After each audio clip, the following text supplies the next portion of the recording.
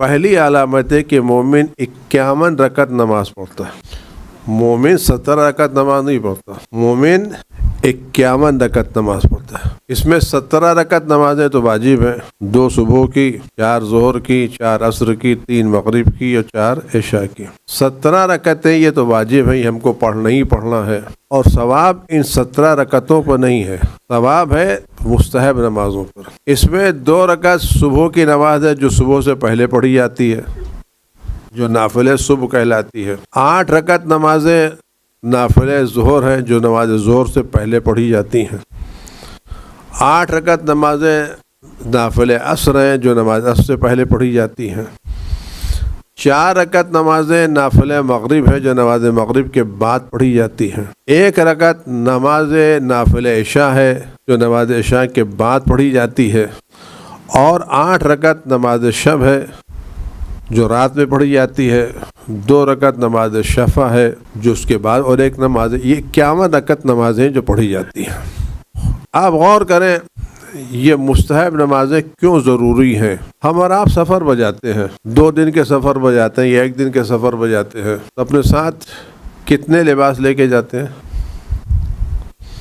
آپ 1 دن کے سفر بجا رہے ہیں تو 1 جوڑا 2 جوڑا کپڑا لے کے جاتے نہیں جاتے؟ کیوں لے کے جاتے ہیں بھائی؟ کبھی کبھی ایسا ہوتا ہے کہ آپ جیسے کپڑے جاتے ہیں ویسے ہی واپس لے آتے ہیں، لیکن اپنے ساتھ 1 آدھ 2 جوڑا اضافہ لے کے جاتے نہیں جاتے.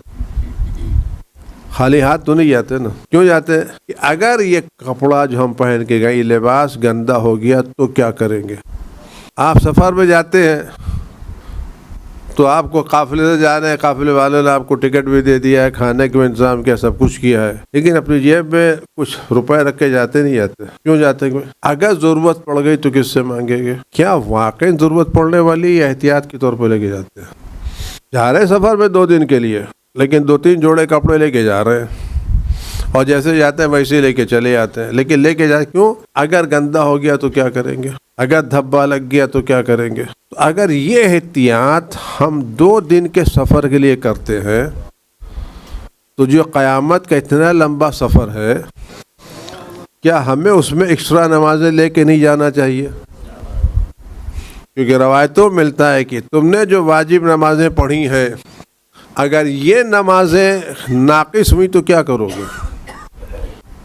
کیا پڑھو گے.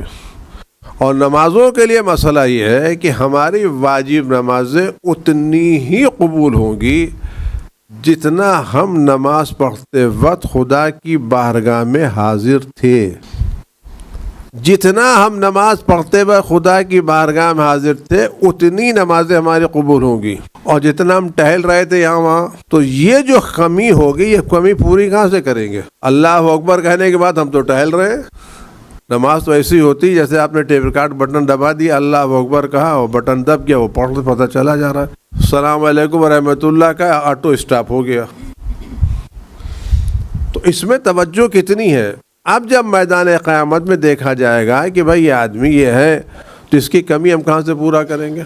اور خداوند عالم اتنا مہربان ہے، اتنا مہربان ہے، اتنا مہربان ہے کہ اس نے مستحب نمازوں کو بہت آسان بنا دیا ہے. آپ وضو کر لیجئے، چلتے چلتے آپ پڑھ سکتے ہیں. آپ گھر سے نکلے مغرب کی نماز پڑھنے، ظہر کی نماز پڑھنے کے لیے، اذان ہو گئی ہے، آپ نے وضو کیا، قبلہ رخ کیا، اللہ اکبر کہا، اور آپ چلتے چلے جا رہے ہیں، پڑھتے چلے جا رہے ہیں، پڑھتے چلے جا رہے ہیں. مسجد پہنچتے پہنچتے آپ کی 8 رکعت نماز ہو گئی. خدا نے آسانیاں دی نہیں دی ہیں.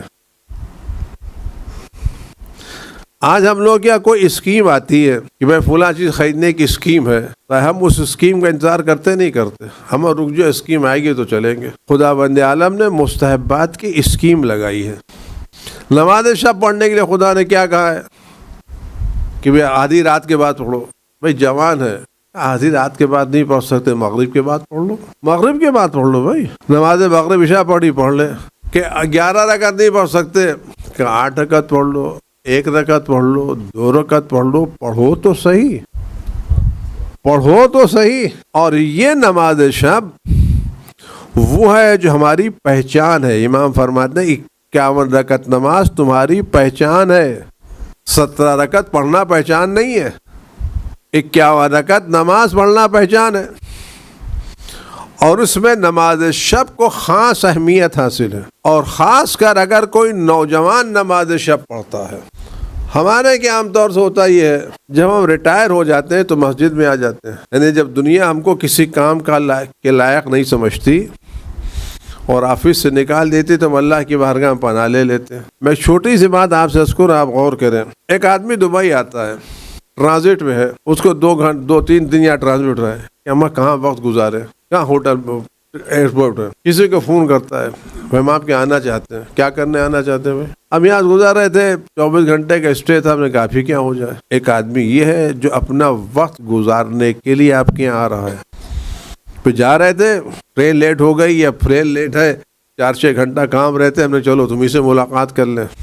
اور ایک آدمی جس کا شیڈول بہت بزی ہے، ایک لمحے کا شیڈول ہے، کئی فرصت نہیں ہے، ہوتا ہے مجھے ملنا ہے، کہ میرے پاس 10 منٹ کا میں نے وقت نکالا ہے آپ سے ملنے کے لیے، میں نے بزی شیڈول سے 10 منٹ آپ سے ملنے کے لیے نکالا ہے۔ آپ بتائیں ان دونوں ملاقاتوں میں کون سی ملاقات زیادہ اہمیت رکھتی ہے؟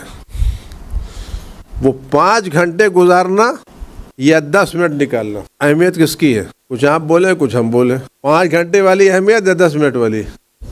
10 منٹ والی نا۔ ریٹائرمنٹ کے بعد مسجد میں آنا وقت گزارنا ہے، جوانی میں مستحب پڑھنا 10 منٹ کا وقت نکالنا ہے۔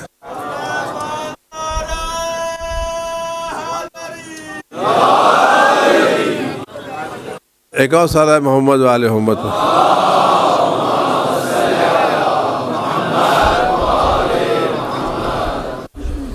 بوڑھے ہو گئے، نیند نہیں آ رہی ہے، کھانسی آ رہی ہے، کیا کریں؟ نماز شب پڑھ رہے ہیں۔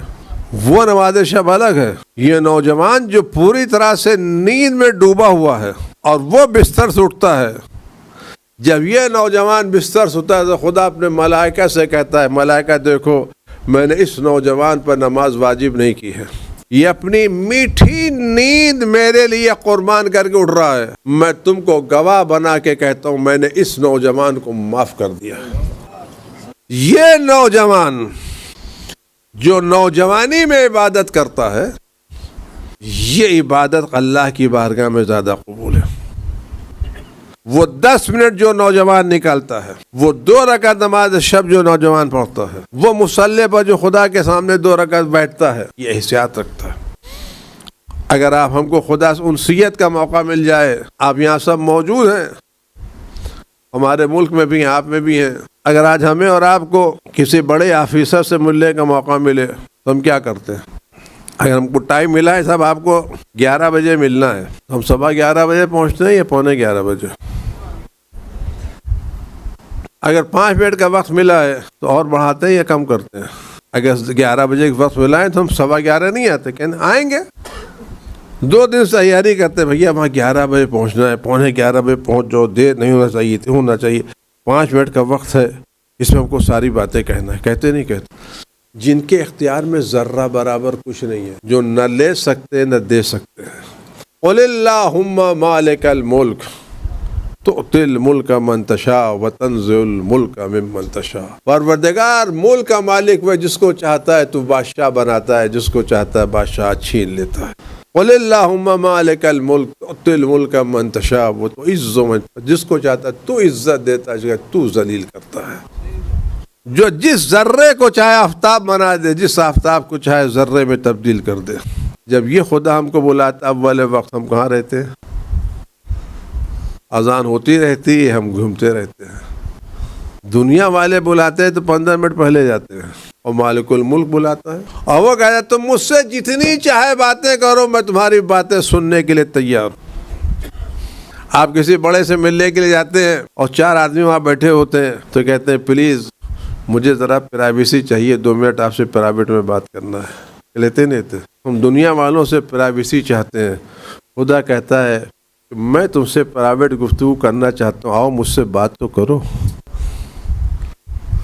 تم کو مجھ سے اپائنٹمنٹ لینے کی ضرورت نہیں پڑے گی، سیکورٹی چیک کرانا نہیں پڑے گی، میرے گھر تک آنا نہیں پڑے گا، تم جہاں ہو میں وہاں تم سے گفتگو کرنے کے لیے تیار ہوں، سفر میں ہو، حضر میں ہو، گھر میں ہو، کہیں ہو۔ امام فرماتے ہیں مومن کی علامتیں کیا ہیں؟ 5 پہلی علامت 51 رکعت نماز پڑھنا. اور ہم لوگ جن کی عزاداری بنا رہے ہیں وہ کتنی نمازیں پڑھتے تھے؟ کتنی نمازیں پڑھتے تھے؟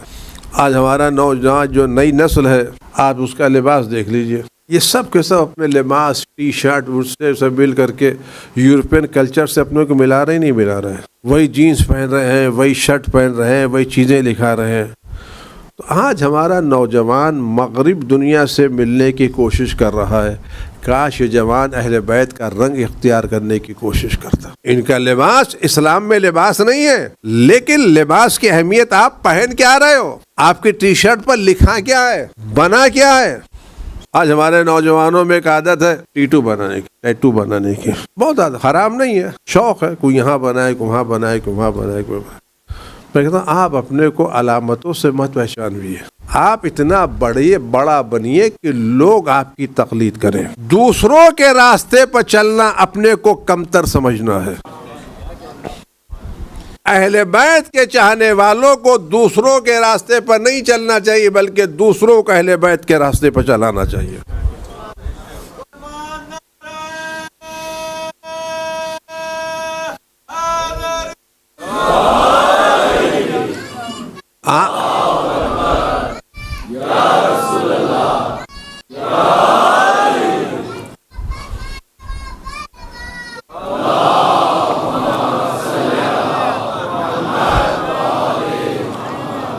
ہمیں اس مندر پر آنا چاہیے, ہمیں اپنی شناخت خود بنانا چاہیے, ہمیں بھیڑ میں کھو نہیں جانا چاہیے. ہماری شناخت, ہماری معرفت, ہمارا دین, ہماری عبادتیں ہونا چاہیے.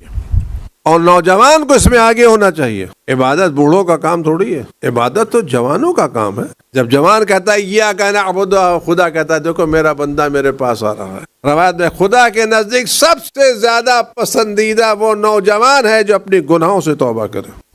ما من شیء احب الی اللہ من شاب تائب. خدا کے نزدیک سب سے زیادہ محبوب اگر کوئی ہے وہ نوجوان جو اپنی گناہوں سے توبہ کرتا. تو پہلی علامت 51 رکعت نماز پڑھنا. اور یہ بھی اگر سب نہیں پڑھ سکتے تو کچھ تو پڑھیں. ہمارے کہ میں ظہر کی 8 رکعت نہیں پڑھتا, 8 نہیں پڑھتا, 2 رکعت پڑھو بھائی. مغرب کی 4 رکعت نہیں پڑھتا, 2 رکعت پڑھو تو صحیح. دوسرے سورہ کے ساتھ نہیں پڑھتے, خالی سورہ الحمد کے ساتھ پڑھ ڈالو. خدا تو کتنی چھوٹ دی ہے, چلتے چلتے پڑھ لو, خالی الحمد کے ساتھ پڑھ لو, 2 رکعت پڑھ لو, 1 رکعت پڑھ لو. کم از کم تمہارا شمار تو ہو اس لائن میں, تم 51 رکعت پڑھنے والوں کی عنایت میں شامل تو ہو.